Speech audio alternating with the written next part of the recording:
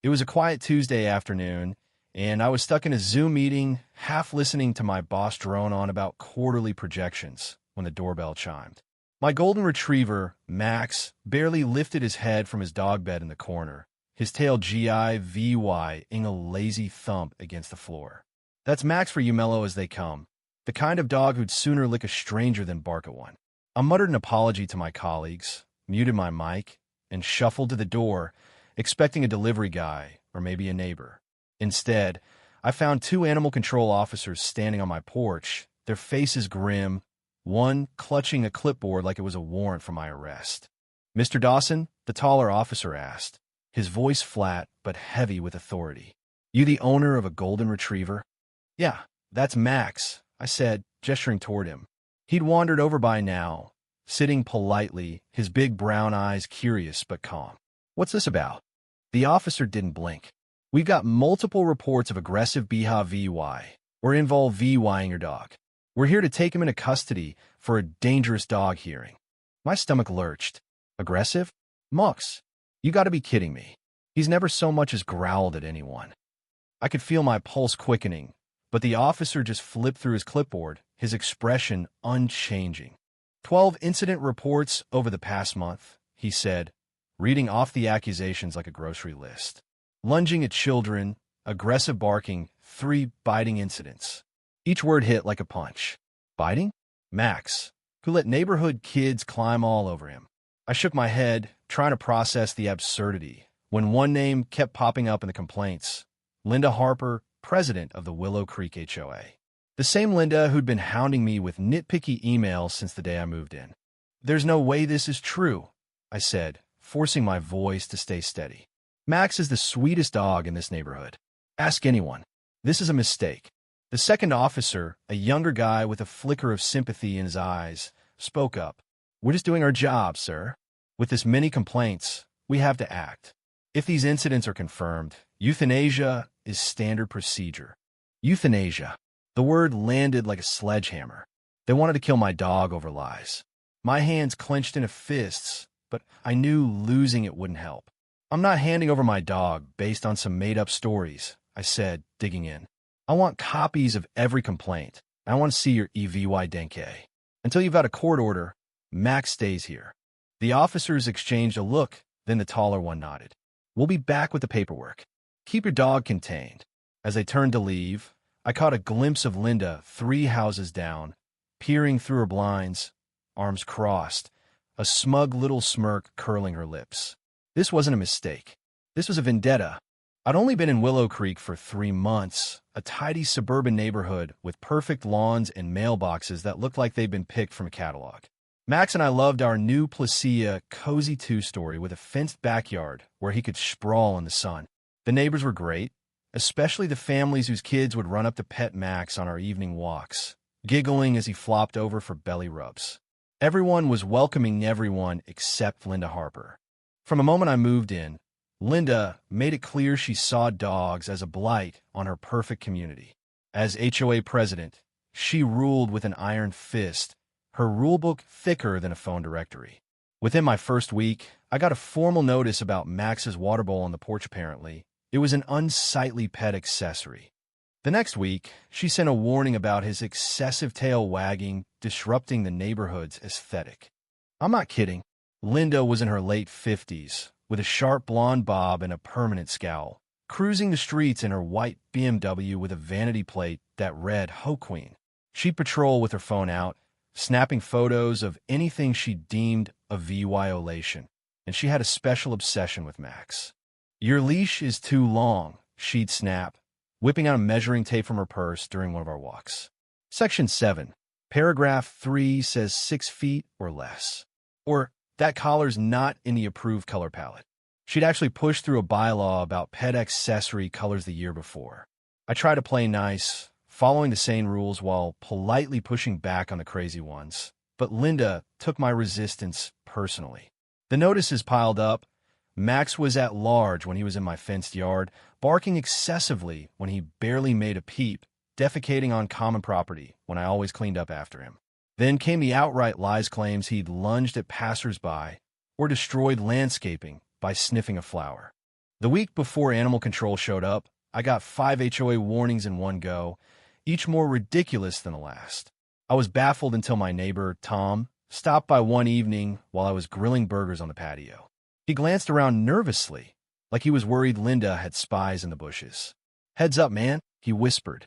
"Linda's been going door to door, trying to get people to sign statements saying Max is dangerous. She asked me to sign one claiming he charged at my kids last weekend." "What?" I nearly dropped my spatula. "Your kids were playing fetch with him in your yard that day. You saw the whole thing." "Exactly," Tom said, shaking his head. "I told her it was nonsense and refused to sign, but she's on a mission. Watch your back." I thanked him, but nothing could have prepared me for animal control at my door. After they left, I called an attorney who specialized in animal law, my hand still shaking. She was calm but direct. "Gather evidence of Max's good behavior VY, or request copies of the complaints, and don't let them take him without a fight." I spent the weekend in overdrive, filming Max playing gently with kids, collecting written statements from neighbors, and pulling footage from my security cameras showing he'd never been loose or aggressive. I also sent a formal records request to the County Animal Care VYCES department. 3 days later, the complaint forms arrived, and I nearly fell out of my chair. 12 reports, each supposedly from a different neighbor, all describing identical incidents in the exact same words. The large golden retriever at 123 Willow Creek Drive lunged aggressively, baring its teeth, attempting to bite. The only differences were the dates and signatures, but something was off. I recognized some names' real neighbors, but the handwriting looked eerily similar across the forms. Worse, 3 of the neighbors didn't exist. There was no Susan Carter, 147 Willow Creek, or James Norton at 162 Willow Creek. Those houses belonged to the Wilsons and the Kapoors. The final nail in the coffin came when I showed Tom the form with his signature. His face went from pale to furious in seconds. "That's not my handwriting," he said, his voice tight. I told her I wouldn't sign anything. She forged my name. Armed with this, I went back to my attorney, who didn't hesitate. She filed complaints with the police, animal control, and the HOA board, and reached out to a local reporter, Emily Tran, who'd done a series on HOA power trips. Emily was all over it. "We've had other complaints about this HOA president," she told me. "This could be a bigger story." Within days, the police were knocking on doors, collecting the forged documents, and interviewing neighbors. When it got to Linda, she didn't even try to play innocent. "I'm protecting this neighborhood from a dangerous animal," she shouted, loud enough for half the street to hear. "As HOA president, it's my duty to act before someone gets hurt. That dog doesn't belong here." But her bravado cracked when the detectives showed her the evidence handwriting analysis confirming all 12 complaints came from one person, plus statements from 3 neighbors whose signatures she'd faked, all ready to press charges. "These are serious crimes, Ms. Harper," the lead detective said, his tone ice cold. "Filing false reports, forgery, fraud, and endangering an animal by trying to have it euthanized under false pretenses." Linda's face went from defiant to panicked, her voice shrill. "The HOA bylaws give me authority to maintain standards. I was doing my job. Forgery and false reports aren't in any job description," the detective shot back.